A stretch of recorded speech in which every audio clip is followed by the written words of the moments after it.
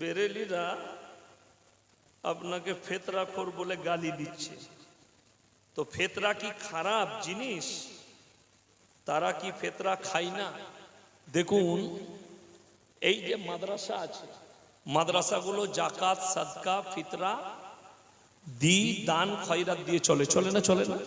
এই যে মাদ্রাসাগুলো, আমার মাদ্রাসা, যতগুলো মাদ্রাসা আছে, এগুলো সাদকা, ফিতরা, দান খয়রাত দিয়ে চলে।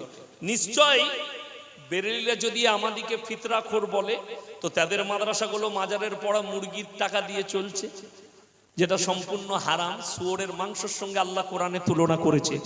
মাজারে পীরের নামে, কবরের নামে, গাছের নামে যেগুলো মান্যত করা হয় পীরের নামে, সেই মুরগির মাংসগুলোর সঙ্গে আল্লাহ শুয়োরের মাংসর তুলনা করেছে। যদি বলেন কোরআনে কোথায়?